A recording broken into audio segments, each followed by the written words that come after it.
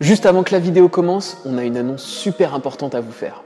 On a décidé d'ouvrir une série d'emails privés avec du contenu tout à fait exclusif, à la fois sur les relations et sur des sujets plus larges de développement personnel. L'objectif, c'est de vous partager du contenu qu'on ne fait pas forcément en vidéo, de nouvelles études qui nous intéressent, peut-être notre opinion ou même des histoires qui nous sont arrivées. Le lien est dans la description, on vous rejoint tout de suite dans vos emails. Aujourd'hui, on s'attaque à l'emménagement en couple. Depuis qu'on a emménagé ensemble et qu'on passe toutes nos journées à proximité, on s'est rendu compte que vivre à deux peut modifier la dynamique du couple. Certains traits de caractère sont accentués, de mauvaises habitudes peuvent prendre le dessus, les premières disputes peuvent apparaître. Bref, on redécouvre notre partenaire sous tous les angles. On dit souvent que c'est une étape que l'on passe ou ça casse. Notre objectif est de partager avec vous les informations qu'on a sur les relations de couple pour que vous puissiez prendre les meilleures décisions possibles. Alors si pendant cette vidéo, vous avez l'impression d'apprendre quelque chose ou que la vidéo vous intéresse particulièrement, s'il vous plaît, pensez à liker cette vidéo et à vous abonner à notre chaîne. Sans plus attendre, c'est parti.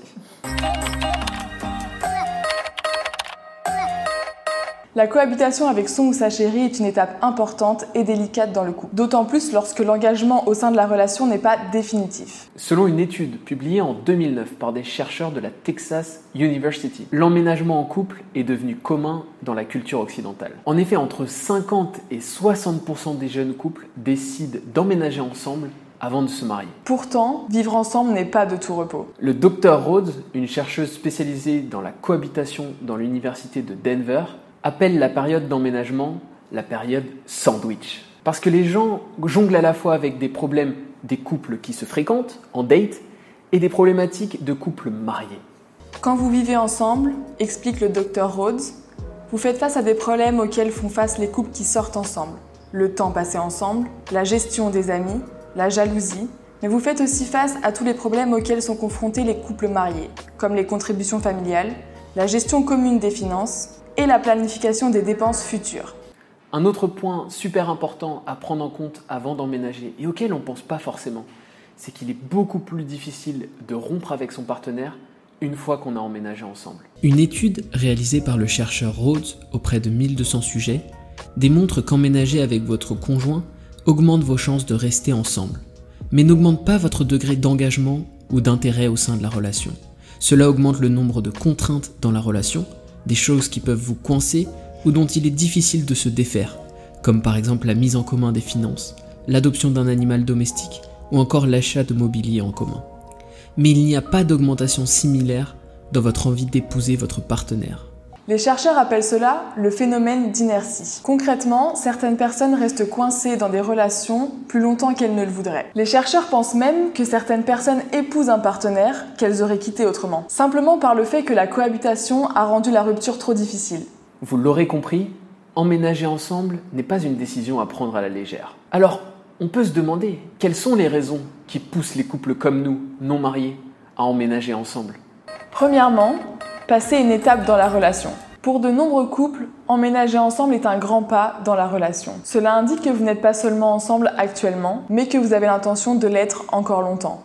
Deuxièmement, pour passer plus de temps ensemble. Pour cela, on a un témoignage qui résume la situation assez bien pour de nombreux couples. Cela se fait naturellement, on se rend visite de plus en plus souvent, on dort l'un chez l'autre un jour par semaine, puis 2, puis 3, puis 4. À un moment, on se dit, pourquoi ne pas arrêter de faire l'aller-retour ? Troisièmement, partager les frais du loyer. Voici le passage d'un article récemment publié dans le New York Times. C'est assez simple de comprendre pourquoi les couples trouvent la cohabitation si attrayante. Hormis la simplicité qu'elle offre, la perspective de partager le loyer et les factures est trop séduisante pour passer inaperçue. Ajoutez à cela le désir de se libérer d'éventuels colocataires et la réticence à renouveler un bail coûteux, et vous comprendrez pourquoi beaucoup de couples choisissent la cohabitation, même s'ils ne savent pas exactement ce qui les attend ensuite. Plusieurs témoignages auprès de notre communauté nous l'ont aussi confirmé. Car on payait 2 loyers pour rien, pour partager les frais à 2, c'est un des avantages. Alors si vous vous sentez prêt à passer à l'étape supérieure dans votre couple, et enfin emménager ensemble, voici une série de tips qui peuvent vous aider à vous organiser dans votre vie commune. Astuce numéro 1, communiquer beaucoup. Lorsqu'on décide de partager son quotidien avec sa moitié, il faut communiquer de façon transparente sur de nombreux sujets, et notamment sur les attentes en termes de vie commune. Que signifie vivre ensemble pour vous? Est-ce tout partager ensemble ou plutôt une relation tournée sur l'indépendance? Assurez-vous de communiquer vos attentes quant à la vie en commun. Cela signifie qu'il faut réfléchir à ce que vivre ensemble signifie pour vous. Est-ce que cela signifie de partager tout le temps, ou êtes-vous plus intéressé pour conserver une part d'indépendance? Vous devriez passer du temps ensemble, mais aussi vous accorder du temps seul. Chacun a besoin de ses limites pour respirer et être avec soi-même afin que personne ne se sente étouffé. Astuce numéro 2, bien gérer son temps. Beaucoup de couples pensent que parce qu'ils emménagent ensemble, ils doivent passer tout leur temps collés 24 heures sur 24. Et c'est là qu'ils font fausse route, bien sûr. Mais forcément, lorsqu'on emménage, le rythme de vie change. Et il faut savoir s'adapter pour ne pas péter un plomb. Il faut trouver le bon équilibre entre prendre du temps pour soi et prendre du temps ensemble. On peut vous faire un témoignage avec Solène à ce sujet pour vous expliquer un petit peu comment on fonctionne. Donc, comme vous le savez, comme on vous a dit, on passe beaucoup de temps ensemble vu qu'on travaille depuis la maison.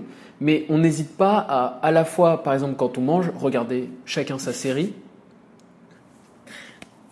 Quoi? Rien, tu me fais rire, comment tu me regardes? Quoi?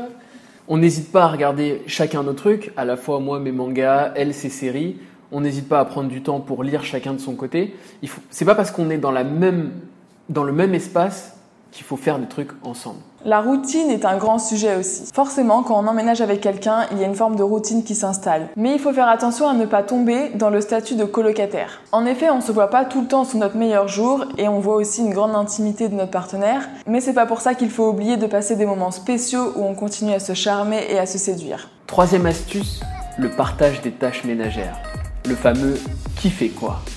On n'a pas fini d'en parler de ces fameuses tâches ménagères. Elles sont forcément présentes au quotidien, qu'il s'agisse de faire les courses, de tondre la pelouse, de ranger la vaisselle, de faire le ménage, faire le linge, etc., etc. Des tâches ménagères, il y en a pour tous les goûts et pour tous les couples. On va pas se le cacher, les tâches ménagères pour beaucoup représentent des tâches un peu chiantes. Mais il faut bien que quelqu'un le fasse. Alors bien sûr, il y a l'option de faire appel à une aide extérieure, comme par exemple une femme de ménage, mais si vous avez notre âge, forcément, c'est pas dans nos budgets. Donc il va falloir trouver un moyen. Vous pouvez soit vous accorder sur les tâches ménagères que chacun préfère faire, comme par exemple l'un passe le balai, l'autre fait à manger, l'un fait le linge, l'un sort les poubelles, etc., etc. À ce moment-là, il n'y a pas vraiment de problème dans le sens où chacun prend la tâche qui lui convient le mieux. Ou alors, vous décidez comme nous de faire les tâches à deux pour à la fois diviser la charge de travail sur chaque tâche. C'est un moyen de passer plus de temps avec votre partenaire et vous pouvez même essayer de le rendre fun.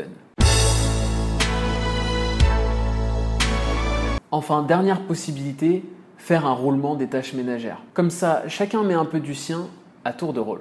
Astuce numéro 4, la gestion des frais. Et la fameuse question, qui paye quoi? On a repéré 3 façons de fonctionner dans les différents témoignages. La première, tout ce qui est à moi est à toi. L'argent mis en commun sert alors à tout type de dépenses et il perd aussi toute trace de son origine. Cette façon de fonctionner est beaucoup plus répandue chez les couples mariés et il peut s'avérer que ce soit le cas quand l'un des partenaires n'a pas de revenus mais qu'en contrepartie, l'autre personne s'occupe soit de la maison, soit des enfants ou une autre tâche. Alors l'avantage de tout mettre en commun, c'est que forcément, on ne se prend pas la tête. Donc c'est une super méthode quand vous êtes un couple marié que vous faites entièrement confiance. Vous avez une seule carte pour tout payer. Par contre, le gros inconvénient de cette méthode, c'est qu'en cas de conflit, en cas de séparation, c'est la merde. Nous, on ne vous recommande pas forcément cette méthode. La deuxième façon est le modèle égalitaire. Le principe, c'est qu'il y a un compte commun rempli à la même hauteur en fonction des revenus de chacun. Ça peut être de manière égalitaire, 50-50, ou de manière équitaire, où on remplit le compte proportionnellement à son revenu. Ce compte commun sert majoritairement à payer le loyer, la nourriture et toutes dépenses